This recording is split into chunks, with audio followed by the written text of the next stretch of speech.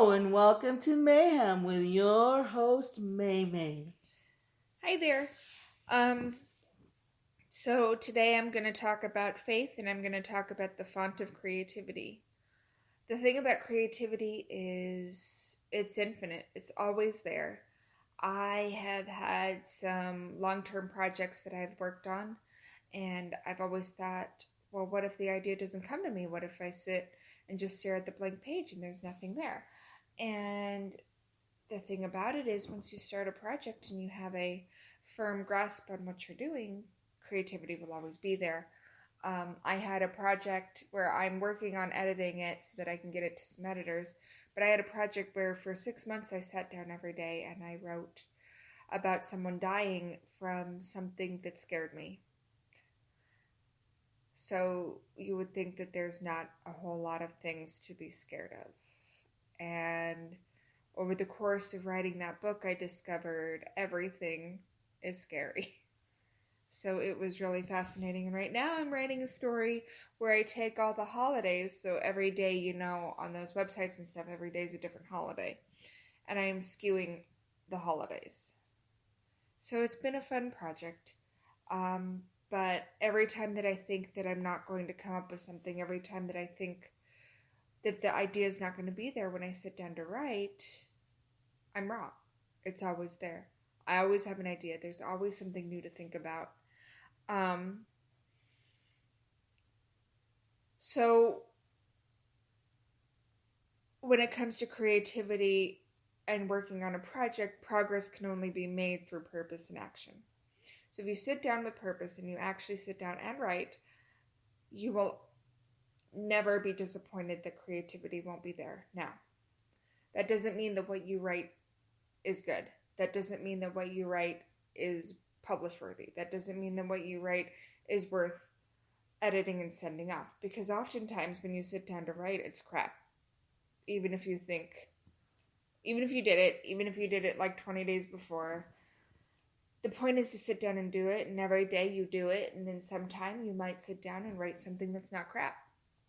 And the idea is that you'll know when it's not crap. You'll know when you need to edit it. You know when you need to fix it. It's okay to have a shitty first draft, and the shitty first draft is for you and you alone. Nobody else has to read your shitty first draft, just you. So the point is sit down and write, or sit down and do it. If you have an art project and you need to map it out and spend some time and do a couple of rough drafts, do that. If you have a song and you can't get the notes right, and you can't get the syncopation right, and you can't get the syntax to go with the rhythm, hey, nobody has to know that the first draft is shitty but you. So you can only make progress though if you sit down and do it. If it's in your head and it stays there, that's all it's ever going to be, in your head. Sometimes creativity comes unexpectedly. I remember very, very distinctly a story about Roald Dahl, and when the idea for Charlie and the Chocolate Factory came to him.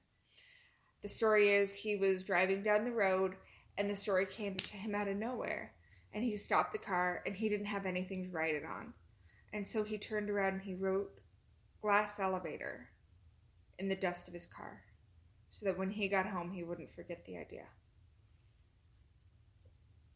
A lot of writers keep a notebook on them at all times so that when something comes to them, they sit down and write it down.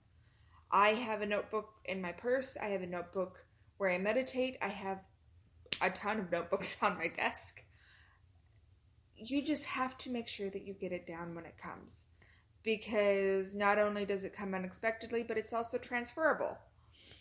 So if it comes to you and it lights you up and it makes you on fire, but you sit on the idea and you don't do anything with it, then at some point in time, it's going to go to somebody else. Elizabeth Gilbert has a story about an idea for a book, and she actually worked on some research for this novel, and she did some background work on it. And then she went to a writing meeting where a bunch of writers got up and talked. And she saw Ann Patchett there. And she introduced Ann Patchett. She gave her a kiss on the cheek. And then they both went on their way. And a couple years later, this idea had fallen away from Elizabeth Gilbert. She walked away from it. She didn't do it. Ann Patchett, meanwhile, wrote and published the book that Elizabeth Gilbert had. They'd never talked about this book. But that same idea went and transferred from Elizabeth Gilbert to Ann Patchett. And so the moral of that story is, if you have an idea and you don't jump on it, or if you have an idea and it just kind of falls flat and you can't finish it and you can't follow through, the idea will still find a home somewhere.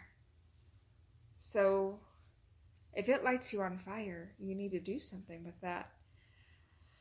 It replenishes itself. It just doesn't stop. The font of creativity is not, it's bottomless. It's one of those mythical places where it's always going to be there. And the thing about it is, it takes work from you. So if you step away from creativity, if you're like, I can't, or if you're depressed, or if you're anxious or something, and you step away and you stop working, and if you stop trying and you stop writing, or you stop producing the art, then the art and the creativity is not going to be there for you until you come back to it. So it's always going to be there. But while you're in the stage where you're just not working on it, it feels like it's not there. So you have to come back to it and rework on it. And sometimes it takes a lot of work to get back to where you were at the start for creativity to start again. It's not something that's back and forth. It's something that's, you have to work to attain it, but if you attain it, it's always going to be there. And if you walk away, it's still going to be there, but you're going to have to rework to get back there where it was. So the long and the short of this whole podcast is, there is a certain book, and that's a book where I got one of the stories about Elizabeth Gilbert from. There's a book that you have to read about creativity, about harnessing it, about loving it, about facing fear, about the whole 9 yards, about bravery, about courage. And if you want to understand more about creativity and follow that journey on your own, the book that you need to read is called Big Magic by Elizabeth Gilbert. That's it. That's the whole moral of the story. If you read that book, you're going to understand more about creativity than you ever did before. And that will lead you to start reading other books and other ideas of creativity, and that will lead you on your own journey. I can give you a whole bunch of books. I can give you a whole bunch of places to start. Rob Bell has a book on creativity, but it's nothing compared to Big Magic by Elizabeth Gilbert. So that's where you start. And then you follow your own journey. You follow your own path to other places. And I wish you luck. I hope you make art. I hope you create something. And I hope you have a wonderful week. Next week, we're going to talk about blind faith. So have a great week, and I'll talk to you then. Bye.